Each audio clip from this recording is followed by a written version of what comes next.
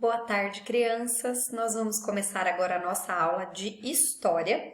Por favor, abra um livro na página 177.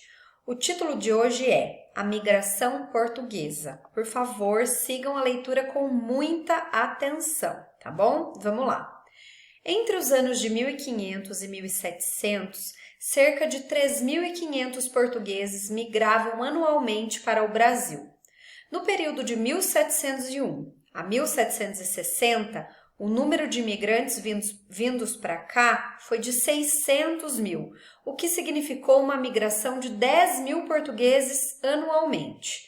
Houve ainda um terceiro momento de grande fluxo migratório, entre os anos de 1880 e 1967. Nesse período, teriam chegado aproximadamente 1.521.000 portugueses no Brasil, o que representa uma média de de 17 mil pessoas por ano.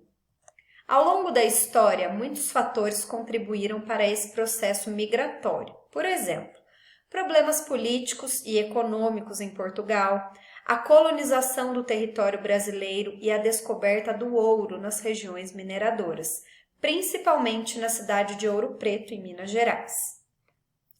Já no século XX, as causas da migração foram a Primeira Guerra Mundial, entre 1914 e 1918, e a Segunda Guerra Mundial, de 1939 a 1945. Ambas as guerras aconteceram na Europa. No Brasil, a influência da migração dos portugueses está presente na formação da nossa sociedade e da nossa cultura, no estilo das construções, nos hábitos alimentares e na língua. Observe as construções em estilo português da cidade de Ouro Preto, em Minas Gerais. Olha a imagem, crianças. É uma fotografia da parte histórica de Ouro Preto, cidade que foi fundada em 1711. Essa foto é de 2019. Bom, vamos ver um pouquinho agora sobre a migração africana. Outros povos que tiveram grande influência na formação da sociedade brasileira foram os africanos. No início da colonização brasileira, além da escravização dos indígenas, os africanos foram trazidos à força para o território brasileiro na condição de escravizados. Página 178. Estima-se que entre 1500 e 1885, mais de 4 milhões de homens, mulheres e crianças africanas de diferentes etnias chegaram para trabalhar como escravizados. A escravidão de pessoas trazidas da África foi praticamente em quase todas as atividades econômicas do Brasil. Observe a representação do engenho produtor de açúcar ao lado. Nela, todas as atividades são executadas por africanos escravizados. Olha aqui, gente. Moagem de cana no engenho. Sobre outras atividades desenvolvidas pelos africanos no Brasil, leia o texto a seguir. Prestem muita atenção porque aqui no final da página tem uma atividade sobre esse trechinho aqui, ó. Certo? Vamos lá então. Os escravos foram utilizados não apenas na produção de açúcar, café, algodão, minérios e outros produtos de exportação. Terminaram sendo também empregados na agricultura de abastecimento interno, na criação de gado, no trabalho doméstico e em uma grande variedade de ofícios mecânicos e toda a ordem de ocupações urbanas. Nas cidades, eram eles que se encarregavam do transporte de objetos.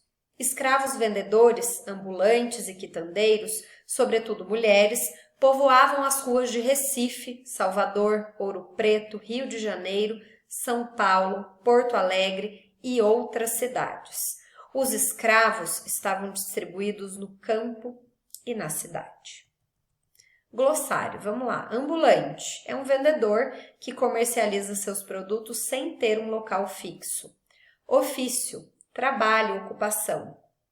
E quitandeiro é pessoa que vende doces, salgados e outros alimentos na rua. Olha a imagem, crianças.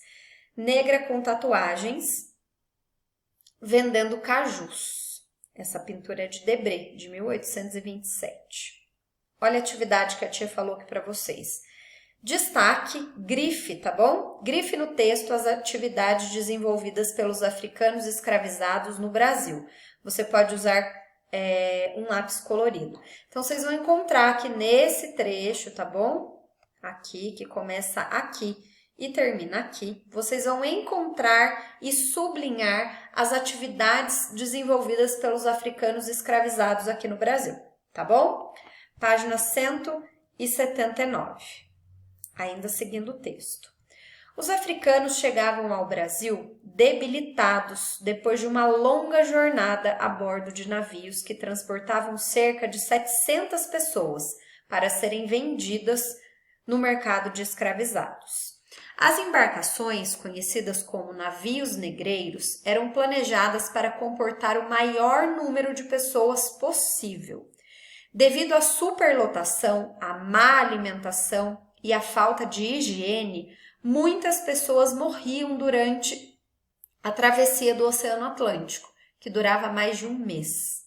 Por isso, esses navios ficaram conhecidos como navios tumbeiros. O que é tumbeiros? É relativo à tumba, local em que os mortos são enterrados. Olha a imagem, crianças. Essa gravura em madeira de 1860, representando africanos escravizados a bordo de navio negreiro. Olha quantos, gente. Olha aqui atrás. Prestem atenção ao fundo da imagem. Continuando. Um dos locais em que os africanos escravizados eram desembarcados até meados da década de 1770 era a Praia do Peixe, atual Praça 15, na cidade do Rio de Janeiro. Lá eram negociados na antiga Rua Direita, atual Rua 1º de Março, na região central da cidade. A partir de 1774, o mercado de escravizados foi transferido para a região do Cais do Valongo, também na cidade do Rio de Janeiro. Olha a imagem, gente. Atualmente, o Valongo é um sítio arqueológico que deve ser respeitado e cuidado para que todos conheçam uma parte do passado de vários povos africanos no Brasil. Na fotografia de 2017, ruínas do antigo cais de pedra no qual desembarcavam os africanos escravizados. É uma lembrança muito triste, mas que não pode ser esquecida, né? Vamos agora para a nossa página 180. Resistência à escravidão. Sigam a leitura.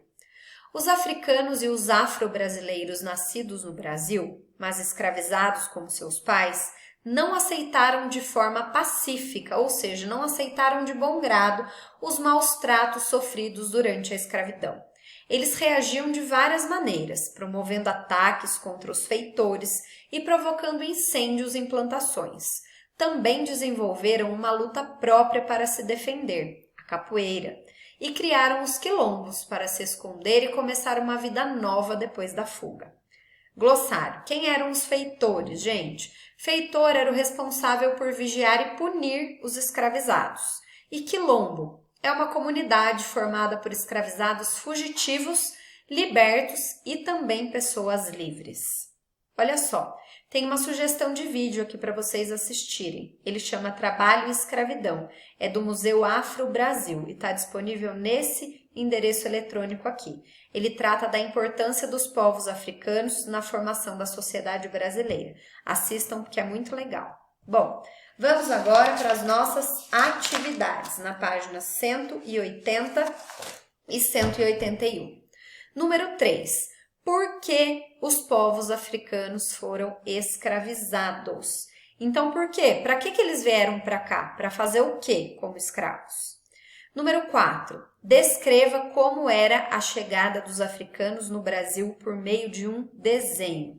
Nós acabamos de ler sobre como era a chegada deles aqui na página 179. Então, quem não conseguir se lembrar, retoma o texto da página 179 e faz um desenho caprichado que vai representar como era a chegada desses africanos aqui no Brasil, tá bom? Número 5, página 181. Por que é importante preservarmos um sítio arqueológico do Cais do Valongo? Acabamos de ler sobre isso também aqui no finalzinho da página 179. Por que é importante, gente, a gente preservar esse local. Bom, últimas atividades de hoje na trilha do tempo. Observe as mudanças da antiga Rua Direita, na cidade do Rio de Janeiro, local em que os africanos escravizados eram vendidos. Então, olha só. Observem todas as imagens. E número 1, preencha a linha do tempo com as datas que você imagina que estão sendo representadas em cada imagem. Então, de acordo com o que nós estudamos hoje e com o que vocês entenderam e pensam sobre o assunto, vocês vão preencher aqui com as datas em que vocês imaginam que essas imagens foram mostradas, tá? Número 2, última atividade de hoje. Indique as permanências e as mudanças na rua ao longo do tempo. Então, vocês vão observar essas 3 imagens e indicar 2 permanências e 2 mudanças. 2 coisas que permaneceram ao longo do tempo e 2 coisas que mudaram. Tá bom, crianças? Por hoje é só, um beijo e qualquer dúvida é só chamar, que a tia Marília está à disposição de vocês. Até mais, crianças!